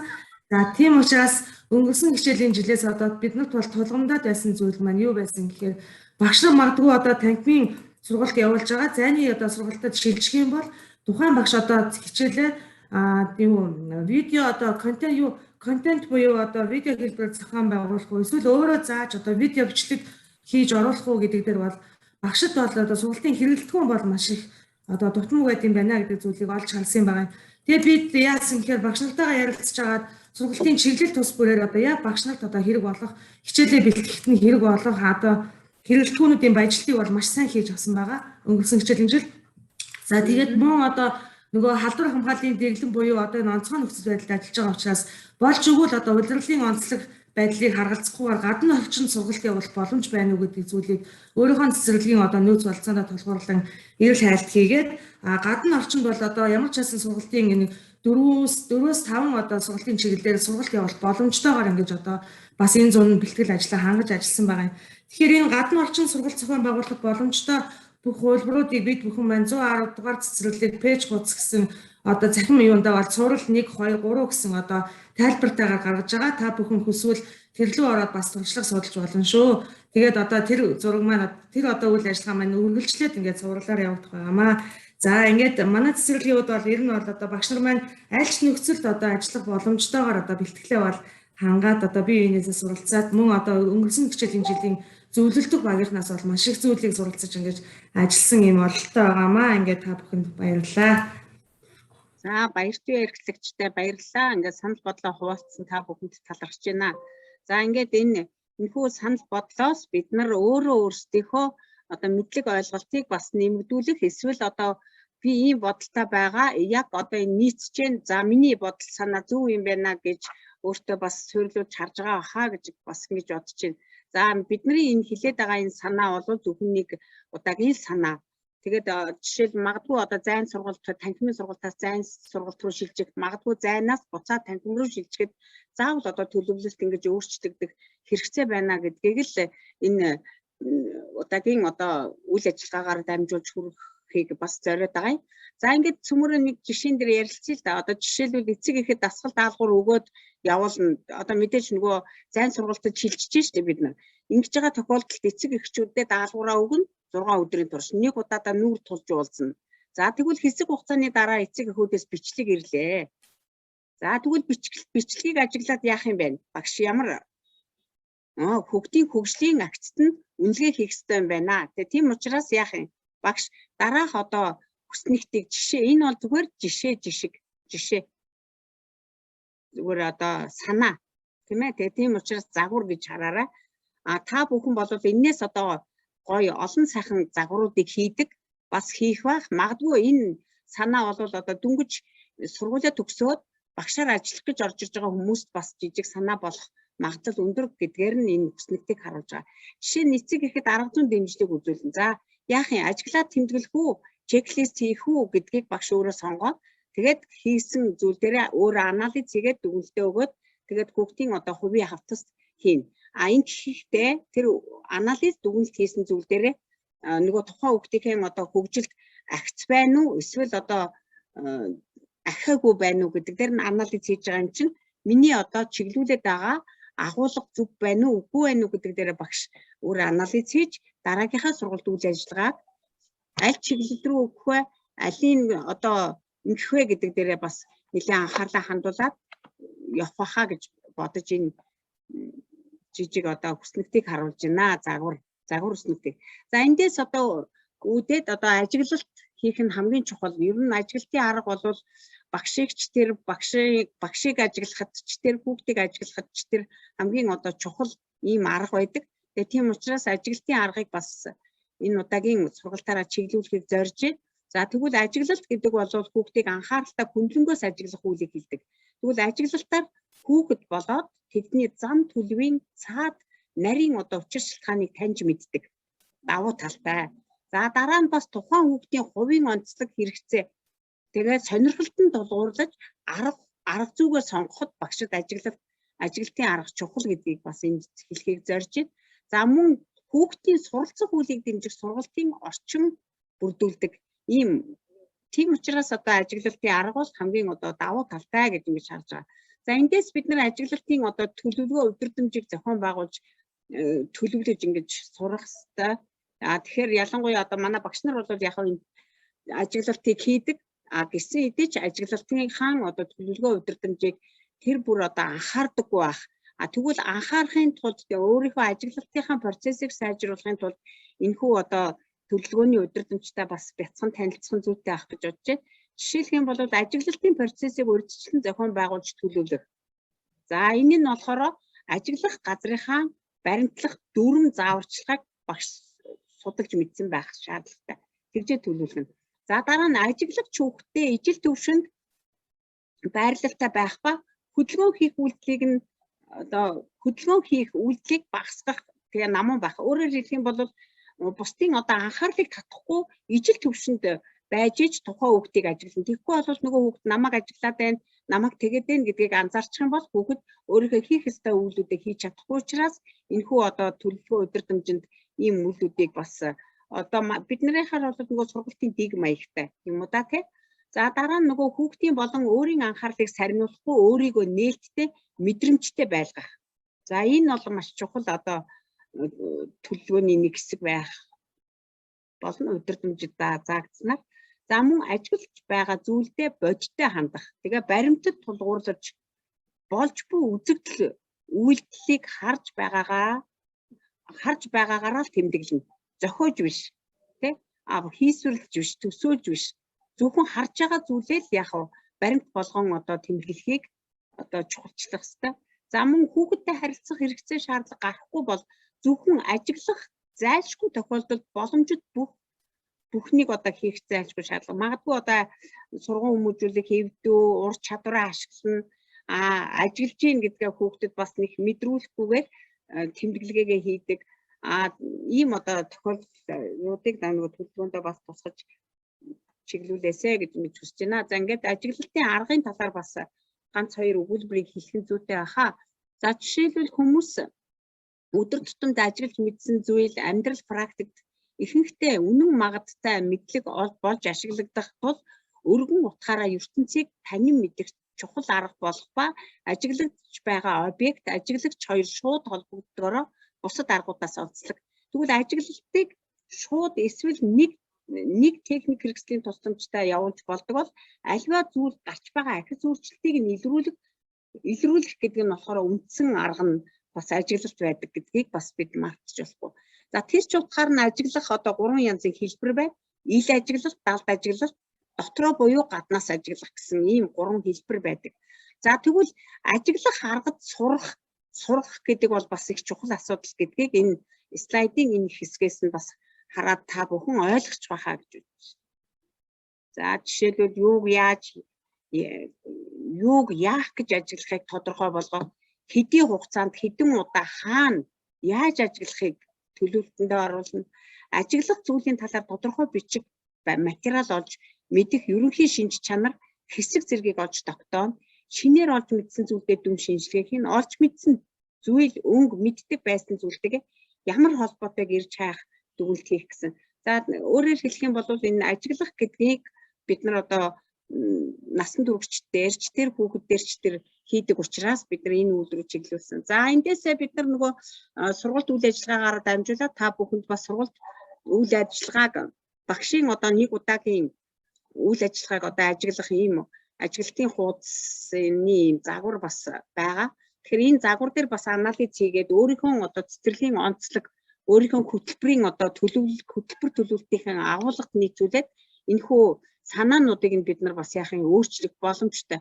Өөрөөр хэлэх юм бол 4 үндсэн чиглэлээр одоо ажиглыг хийх гэж байгаа. Жишээлбэл сургалт үйл ажиллагааны бүтцийн хувьд нь, сэтгэл зүйн байдлын хувьд нь, сургалт үйл ажиллагааны нөгөө суралцгын дидактикийн хувьд нь ямар дүгнэлт хийх юм.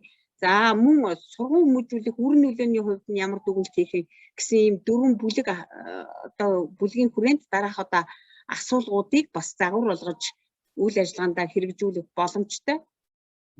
За ингээд та бүхэндээ энэхүү одоо ажиглалт, сорил тест, ярилцлага за энэхүү аргуудынхаа хүрээнд бид нар яах юм бэ? Өнгөрсөн хичээлийн жилүүдээс эхэлж мөрдсөн нөгөө хяналтын хуудас, рубрикийн үнэлгээ, багшийн өөрийн багшлахыг үнэлдэг ийм хяналтын хуудасууд байгаа. Энийгээ бид нар үргэлжлүүлэн ашигланаа. Ашиглахдаа өөрийнхөө түрүүн одоо тэр багш нар ийм ахил, ийм дэвшил байна, ийм үр дүнтэй байна гэдэг дээр илүү их анализ хийгээд илүү өөрийгөө чадахжуулсан ийм одоо үйл ажиллагаа болгож ашигласаа гэж ингэж бас хүсэж байна. Энэ нь өөрөө нөгөө зайны сургалт явуулах агуулгыг баттгах үйл ажиллагааг үргэлжлүүлэн төлөвлөхөд танд энэ одоо үнэлгээний аргууд чинь одоо байнга одоо хэрэгтэй гэдгийг бас сануулж байгаа. Тэрнээс биш бид нар энэ үнэлгээг ингэж хийнэ гэдэг өнгөрсөн хичээлийн жилд ярьсан учраас энэ хичээлийн жилд бид нар ярих шаардлагагүй. Харин бидний зөвлөмжөд энэхүү үнэлгээний энэ хэлбэрүүд бас үргэлжлэн одоо төлөвлөгдөж ингэж орно. За тэгээд дээрэс нь та бүхний энэ санал хүсэлтүүдээс гарч байгаа магадгүй одоо тэр санал хүсэлтэд чинь бид нар одоо хариуц өгөх зайлшгүй шаардлага байх юм бол зөвлөмжтэй бид нар энийг тусгаж ингэж оруулж явах болно. За ингээд хяналтын хуудас гэдэг ингээд слайдаар дөнгөж цухас ингээд харуулчих. За рубрикийн үнэлгээ гэдэг яг ийм одоо байдаг гэд бид нар бас харж исэн. Тэгэхээр энийг одоо ярих шаардлагагүй. Дахиад харуулж байна гэдэг нь бид нэр үргэлжлүүлэн энийг ашиглах юм байна гэж ойлгосоо гэж ингэж харуулж байгаа. За мөн багшийн өөрийн багшлахыг за өнгөрсөн хичээлийн жилд та бүхэн энийг хийгээд бүр дадлагжаад бүр туршлага болчихсон. Тэгээ тийм болохоор зэрэг үргэлжлэнэ. За дараа нь энэ дээрээсээ уялдаад би та бүхэнд юу хэлэх гэж байна гэхээр зэрэг хүүхдийн чадрын хоцрогдлох хөгжлийн акцийг илрүүлэх үнэлэх үр дүнгийн дүнд сургалт үйл ажиллагаанд нь хэрэгжүүлэхийн тулд ингээд бид нар арга зүйч ямар дэмжлэг үзүүлэх юм бэ? Сургалт үйл ажиллагааг олон одоо хувилбар хэлбэрээр зохион байгуулах. За мөн агуулга арга зүй асуудлыг хэрэгжүүлэхдээ тухайн багшийн ажлын ачааллыг тооцох. За мөн хүүхдийн хөгжилд хийж буй онцлогоонд нь шинжилгээ хийж асуудалд мэргэжлийн талаас дэмжлэг үзүүлэх. Энэ бол яалтчгүй одоо цэцэрлэгийн эрхлэгч арга зүйчийн үүрэг байна. Ажлын одоо албан тушаалын чиг үүрэгтэн хүртэл энэ байж идэг. За тийм учраас сургалтын үйл ажиллагааг зохион байгуулахдаа багш нар агуулгын залгамж холбоог анхаарч хамтарч төлөвлөж ажиллах, хүүхдийн хөгжлийг дэмжих ийм боломжийг бүрдүүлнэ. Тийм учраас та бүхэнд энэ менежментийн одоо PDCA буюу цикл загварын хүрээнд бид нар өөрсдийнхөө үйл ажиллагаандаа энэхүү одоо агуулгуудыг нь бас ингэж сайн одоо өөртөө одоо бий болгож ингэж хэрэгжүүлж ажилласаа гэж хүсэж байна. Ерөнхийдөө бол цэцэрлэгийн арга зүйч бол сургалтын хөтөлбөр төлөвлөлтийг цэцэрлэгийн төвшөнд хэрэгжүүлэх, үнэлэх үйл ажиллагааг мэргэжлийн удирдлага арга зүгээр хангаж ажилладаг. За ингэж хангаж ажиллахад нь эрхлэгч зөвлөн туслах үүрэг гүйцэтгэх нь бусад одоо материалууд хэрэгслээр одоо хангах ийм үүргүүдийг бас гүйцэтгэх нь. За эндээс одоо саяны одоо энэ менежмент бид нар нөгөө менежментийн нөгөө цэцэрлэгийн менежментийн бүрдэл хэсгүүд гээд байдаг тийм ээ, бодлогын төвшөнд юу хийж байгаа нь бид нар зохицуултын төвшөнд үйл ажиллагааны төвшөнд бид нар юу хийж байгаа юм бэ? Тэгвэл энэ гурван төвшөнд бид нар сургалт үйл ажиллагаа, хүний нөөц, одоо тэгээ санхүү гэдэг ингээ хамтын ажиллагаа гэдэг ийм дөрвөн бүрдэл хэсэг байдаг. Тэр дөрвөн бүрдэл хэсгийн хүрээнд бид нар одоо багш ажилтан үндсэн чиг үүргээ хэрэгжүүлэхийн тулд хичээлийн зорилгоо богино хугацаанд гэдэг. Богино хугацаа гэдэг чинь энэ удаагийн төлөвлөлт бол 1 жилийн хугацаатай илүү их төлөвлөгдөх баг. Тэгжээж бид нар яах юм? Доктортой үр дүнтэй, үр нөлөөтэй хэрэгжүүлэх ийм одоо шийдэл гарцаа ингэж хардаг. За мөн холбогдох хууль, салбарын бодлого, дүрм хөтөлбөрийг хэрэгжүүлэхдээ хүүхдийн онцлогийг харгалзах, сургалтын технологийн шинжилгээг бүтээлчээр хэрэгжүүлэх ийм үүрэг шийдэл бидний одоо үйл ажиллагаанд зайлшгүй хамаарна. За тэгвэл энэ хүснэгтийг юунаас харсан бэ гэхээр 164-р одоо сургалт үйл ажиллагаа зохион байгуулах 164-р тушаалын нөгөө үндсэн чиглэлүүдийг ингэж харж байгаа. За цэцэрлэгийн төлөвлөлтийг 1 жилээр хийж болж байна. Энэ зүгээр нөгөө бодлого, бичиг баримт, эрхтэн баримттай холбоотойгоор ингээд хооронд нь ингэж уйж харах гэж үзсэн.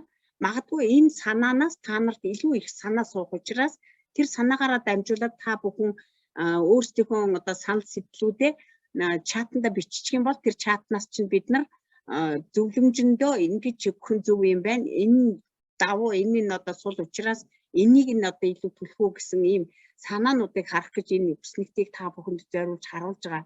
За жишээлбэл сургалт үйл ажиллагааны төлөөлөл зохион байгуулалтын үед нөгөө хүүхдийн хөгжлийн акц өөрчлөлтийг илрүүлэх шаардлагатай байна. Дэмжих ажил төлөвлөх ёстой.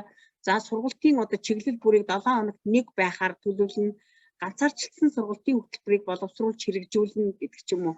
За ингээд энэ бүхэн одоо энэ миний одоо яриад байгаа хүүхэд хамгааллын бодлогоор сайтар суд төлөвлөх төлөвийн менежментийг хэрэгжүүлэх гэл ингээл энэ санаанууд чи өөрөө нөгөө тусгай журам төр журам дотор чи нэгэн одоо зайны сургалтын үед яг энэ цаг үед яаж одоо хэрэгжүүлэх талаар нэгэн чиглүүлчихсэн байгаа учраас энэхүү 164%-төөгөө уялдуулж ингэж төлөвлөгөө төлөлтөө чиглүүлээсэ гэж ингэж хүсч хэлхийг зорж байна. За энэ миний нөгөө түрүү хэлсэн шүү дээ нөгөө менежментийн бүрдэл хэсгүүд гэдэг манай эрхлэгч арга зүйч нар энийг мэддэг. За энэ дээрээсээ уялдуулаад ерөнхийдөө нөгөө хүүхдийн одоо чадварын хоцрогдлыг илрүүлэх, цогц хөгжлийг тасралтгүй дэмжих, асар хамгаалагчтай хамтран ажиллах энэ чиглэл үйл ажиллагааныхаа хүрээнд бид нэр хамгийн нэгдүгээрт нөхцөл байдлын шинжилгээ хийнэ. Ингээх явцдаа ийм үйл ажиллагаануудыг хийж болж байна. Энэ үйл ажиллагаанууд нь нөгөө бид нарын дандаа эрх зүйн баримтчтай холбоотойгоор. Тэгээ хин одоо хариуцахын хизээ хийх гэсэн одоо ийм чиглэлээр би нэг ийм боловсруулалт хийж үзсэн байгаа. За тэгээ дараа нь одоо шинжилгээгээ хийцсэний дараа сургалтын зохицуулалтаа бас хийх тийм гарц гаргалгааг харж болж байна. За дараа нь хүний нөөц анги танхимын бэлэн байдлыг одоо хангаж ажиллана. За мөн цэвэрлэгээ одоо халдваргүйжүүлэлтийн талаар. За энэ дээр болохоор яг тэртээ тэрэнгүү төр журам дээр маш сайн заагдсан. Дээрээс нь тэрийг одоо нэлээд сайн дэлгэрэнгүйгээр одоо сарантын арга зүйч тайлбарлаж хэлээд өнөөдөр арга зүгээр дэмжээд ингээд хэлээд өгсөн учраас энийг би заашгүй хэлэх шаардлага байхгүй. Ерөнхийдөө энэхүү одоо ерөнхий чиглэлийн үйл ажиллагаануудыг бид нэр дэмжиж ажиллахдаа илүү юугийн төлөвлөж болох юм бэ гэдгийг өөрийнхөө байгууллагын нөхцөл байдал хэрэгцээ одоо дээр одоо үндэслэж гарч байгаа. Тэгэхээр тийм учраас нөгөө PDC загвар гэдэг чинь зөвхөн одоо сургалтын хөтөлбөр дээр яригдсан биш шүү дээ. Цэцэрлэгийн менежментийн үйл ажиллагаан дээр ч гэсэн тэр PDC загвар яригдана. Өнгөрсөн хичээлийн тайлангийн одоо сул үр дүнг бид нар илүү сайжруулахын тулд энэ хичээлийн жилийн бас төлөвлөлтүүд тийшээ зорьдог. Тэгээ тийм учраас энэ хүүхдийн хөгжлийн акц илрүүлэлт өнгөрсөн хичээлийн жилийн одоо үнэлгээ судалгаа тайлан дээр ингээ гараад ирсэн байна л гэсэн үг. За тэрэн дээр суйрлаад төлөвлөлтөө хийж болно. Эсвэл одоо яг хүүхэд яг одоо ямар байна вэ гэж илрүүлэлтээ хийгээд төлөвлөлт хийх юм бол яг тэр одоо жинхэнэ одоо PDC загвар PDC төлөвлөлт болох байхаа гэж ингэж санал болгохыг зорж байна. За дараа нь бас нэг сургалт одоо нөлөөллийн ажлуудыг зохион байгуулж явах хэрэгтэй. Ялангуяа зайн сургалтын үед бид нар яалтчгүй энэ үйл ажиллагаануудыг чиглүүлж ингэж ажиллах тусмаа бидний үйл ажиллагаа яг одоо оновчтой зөв хуваарлалт болж ингэж харагдах байхаа гэж ингэж хүсэж байна. За ингээд эцэст нь болохоор ерөөсөө зайны сургалт гэдэг бол тийм ээ боловсролын агуулгыг суралцагчид орон зай цаг хугацаанаас хамаарч ашиглах сургалтын хэрэглэгчдийн сонголттой боловсрол эзэмшүүлэх уян хатан сургалтын үйл ажиллагаа юм аа. Тэгээ тийм учраас одоо энэ нэг дөрвөн өнгийг бид нэр их чухалчилж хараад байна л да. Жишээ нь өдөр тутмын бэлэн байдал, өндөржүүлсэн бүх нийтийн бэлэн байдал гэдэг. Энэ дээр бол нөгөө саранчаа мэрэгчлэн маш сайн мэдээлэл өгчихсөн.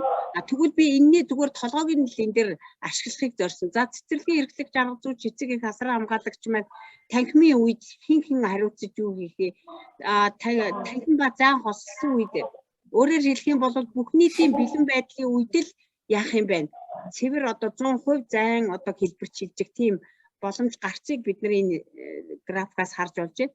Тэгвэл өндөржүүлсэн бэлэн байдлын үед бид нар бол танхимаар хичээлэн зайнч одоо хэлбэрч шилжиж ингэж хичээлдэг учраас танхимаас зайруу зайнаас танхим руу шилжих шилжилтийн одоо төлөвлөлтүүд дээр манай одоо цэцэрлэгийн одоо эрхлэгч арга зүйч нар илүү багш нартайгаа ойрхон ингэж холбогдож ажиллах байхаа гэж бодож байна. Тэр утгаар нь одоо оролцоог хангах менежмент оролцогч талуудын чиг үүргүүдийг нэлээд одоо тусгаж өмнөх одоо слайдууд дээр ингээд чиглүүлж ярьсан юм аа. За ингээд анхаарал хандуулсан та бүхэндээ маш их баярлалаа. За энэ одоо баярлалаа гэдэг үгээ хэлэхээс өмнө та бүхнийхээ бас нэг хэдэн минутын ярилцлагыг бас сонсхийг бас хүсье. Тэгээ энэ дээр одоо саяны одоо сонссон одоо слайдууд дээрээ суйрлаад бас одоо хэлэх санаа оноо юу байна? За ингээд өмнөх слайдаа нэг тавиад өгөөч яг энэний өмнө хийх. За. За баярлалаа. За багш нараас бас санал онцлог байна. За магадгүй одоо энэ зөвлөмж яг эцэслэгдээд гараагүй байгаа шүү дээ. Тэгэхээр зөвлөмжөд бас ийм талыг оруулах юм бол одоо бүх нийтэд бас хүрэлцээтэй юм байна гэсэн тийм дэвшилтэд санаа байвал бас хэлж болж байна.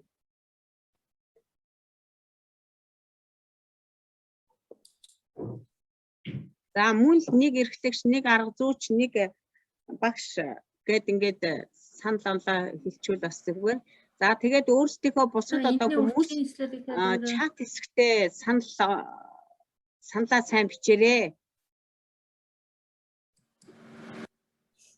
Миний өмнөх слайдыг хайдаг багшаа. За слайдаа айжуухан ухраах уу? За энэ слайдын өмнөх нь энэ байна.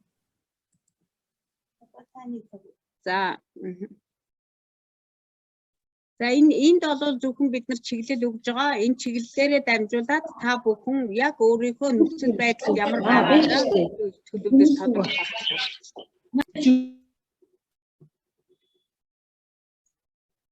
За санал хэлэх хүн байна уу? Асуух зүйл байна уу?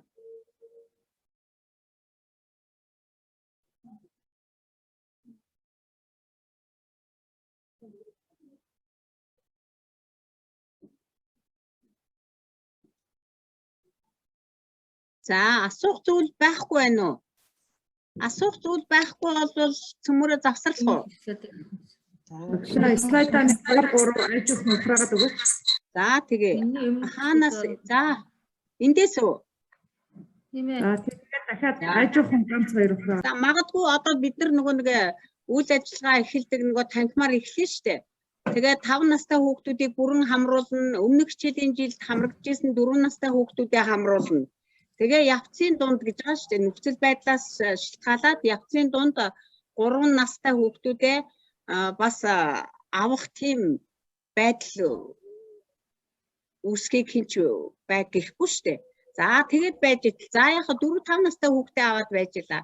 Тэгтэл магадгүй 5 настай хүүхдүүдийг бүрэн хамруулна гэсэн байж идэл би хүүхдэд цэцэрлэгт өгмөөргүй байна.